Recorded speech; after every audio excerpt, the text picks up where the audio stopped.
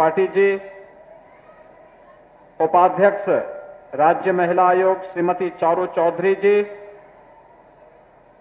जिलाध्यक्ष भारतीय जनता पार्टी श्री जनार्दन तिवारी जी, महानगर अध्यक्ष श्री राजेश गुप्ता जी, निदेशक खेल डॉक्टर आरपी सिंह जी, अध्यक्ष जिला कुश्ती संघ श्री दिनेश सिंह जी, और आज के इस कार्यक्रम में उपस्थित गोरखपुर महानगर के हमारे सभी खेल प्रतिस्पर्धा में भाग लेने वाले हमारे युवा खिलाड़ी, नौजवान साथियों,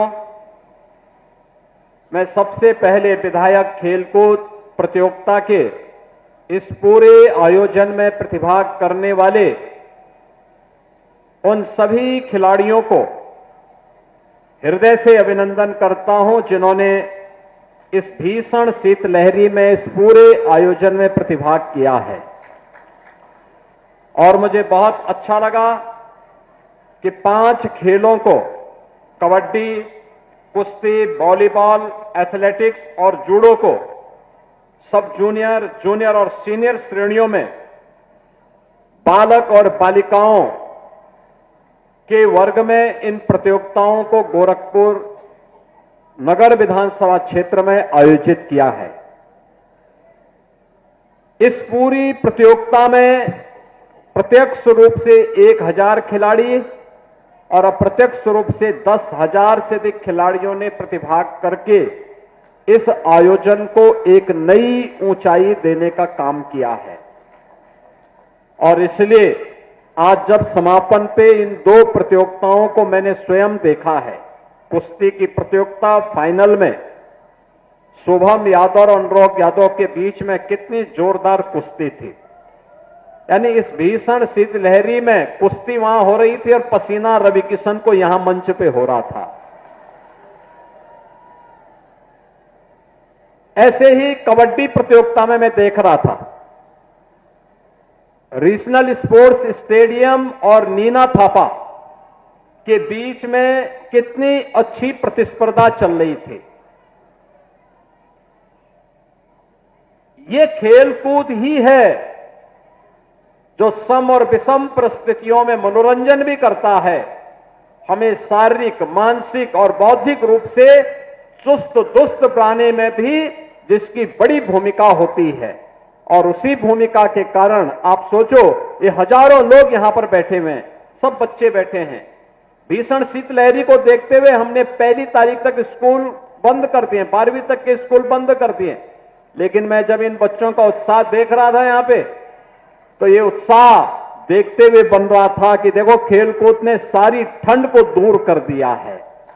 आप बताओ, सामान्य रूप से अगर ठंडी होती और हम रवि किशन से कहते कि गोरखपुर में कहीं निकलना है कार्यक्रम में, जाते क्या हो घर से बाहर? नहीं निकलते। संजय निषाद भी नहीं निकलते।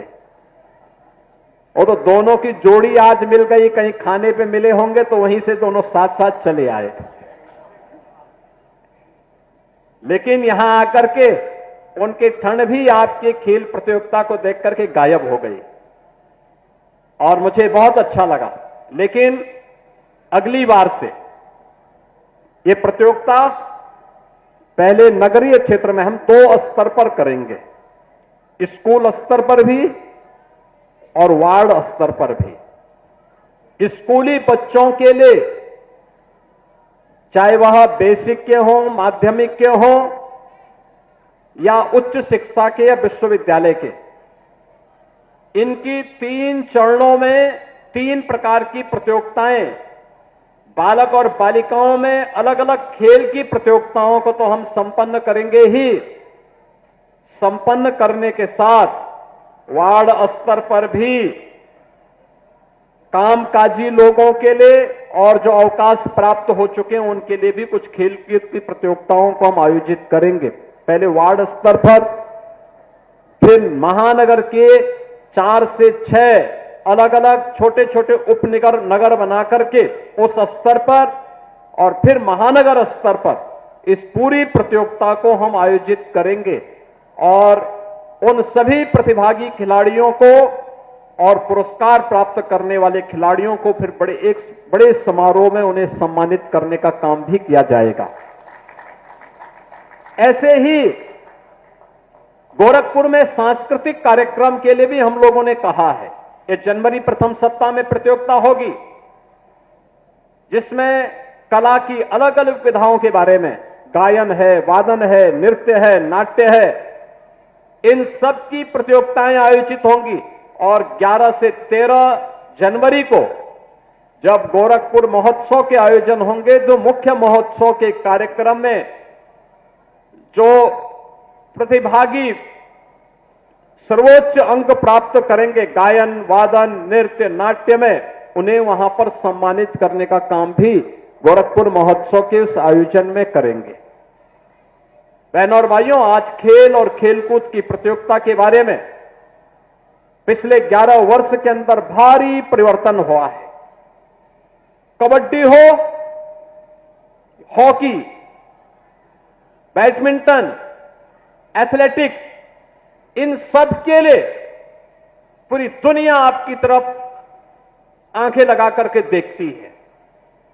ओलंपिक हो, एशियाड हो, कॉमनवेल्थ हो, वर्ल्ड चैंपियनशिप हो, इन सभी खेलकूद की प्रतियोगिताओं में इन प्रतिस्पर्धाओं की एक नई मांग और एक नई प्रतिस्पर्धा यहां पर खड़ी हो चुकी है। और इसी को ध्यान में रख करके सरकार ने तय किया कि हर गांव में एक खेल का मैदान होना चाहिए। देखिए, ये स्पोर्ट्स कॉलेज का कैंपस है, कितना भव्य स्टेडियम का निर्माण यहां पर भी हो रहा है। रीजनल स्पोर्ट्स स्टेडियम में भी पहली बार पक्का स्टेडियम बन रहा है। बहुत भव्य 63 करोड़ रुपए की लागत से स्टेडियम का निर्माण हम वहां पर करने जा रहे हैं। और गोरखपुर में बेलीपार के पास, वहां पर भी हम लोग एक इंटरनेशनल स्टेडियम का निर्माण करने जा रहे हैं, जहां इंटरनेशनल स्पोर्ट्स की प्रतिस्पर्धा को आगे बढ़ा करके गोरखपुर और पूर्वी उत्तर प्रदेश के नौजवानों को खेल और खेलकूद की प्रतियोगिता में आगे बढ़ने का एक अवसर प्राप्त हो सके। हर विकास खंड स्तर पर मिनी स्टेडियम और जनपद स्तर पर बड़ा स्टेडियम बने। मेरठ में हॉकी के जादूगर मेजर ध्यानचंद के नाम पर उत्तर प्रदेश का स्पोर्ट्स यूनिवर्सिटी का सत्र प्रारंभ हो गया है और वहां पर बड़ा वर्ल्ड क्लास इंफ्रास्ट्रक्चर के साथ स्पोर्ट्स यूनिवर्सिटी का निर्माण भी वहां पर चल रहा है। हर कमिश्नरी स्तर पर स्पोर्ट्स कॉलेज बने, यह भी तैयारी है। और अभी मैं एक दिन गोरखपुर महानगर के सभी संस्थाओं के साथ बैठने वाला हूं और मैं सबको बोलूंगा कि वे एक एक खेल को गोद लें, हर संस्था एक एक खेल को। कुछ सहयोग वो करे, कुछ सरकार करेगी। वहां पर अच्छे कोचेज रखे जाएंगे, बच्चों को खेल के लिए एक प्लेटफॉर्म प्राप्त होगा, आगे बढ़ेंगे। और जब हमारा युवा खेलेगा तभी देश खिलेगा और विकसित भारत की परिकल्पना को साकार करने का रास्ता यहीं से प्रारंभ होगा। क्योंकि जीवन के जितने भी सफलताओं का मार्ग है वो स्वस्थ शरीर से ही संभव हो सकता है। और स्वस्थ शरीर खेलकूद और योगिक क्रियाओं के माध्यम से ही प्राप्त होगा। मुझे बहुत अच्छा लगा आज एक कार्यक्रम यहां पर इतनी भव्यता के साथ, इतनी भीषण शीतलहरी के बावजूद भी यहां पर हो रहा है। मैं इस अवसर पर एक बार फिर से प्रतिभागी सभी खिलाड़ियों को हृदय से बधाई देता हूं। यहां पर आयोजन से जुड़े हुए जो भी हमारे जिला प्रशासन और अन्य खेल विभाग से जुड़े हुए सभी अधिकारी कर्मचारियों को मैं हृदय से धन्यवाद देता हूं। प्रतिभागी खिलाड़ियों का अभिनंदन करता हूं। जिन्होंने स्थान बनाया है उनको बधाई, और जिन्होंने प्रतिस्पर्धा में भाग लिया है उन सबके प्रति मेरी मंगलमय शुभकामनाएं हैं। धन्यवाद। जय हिंद।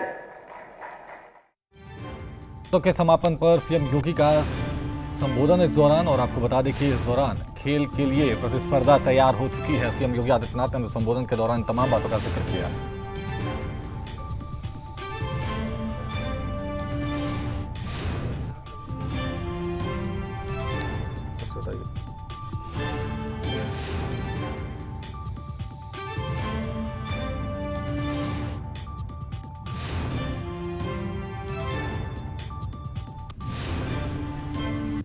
इसी बीच बड़ी खबर सामने आ रही है, जहां लोकसभा अध्यक्ष से मिले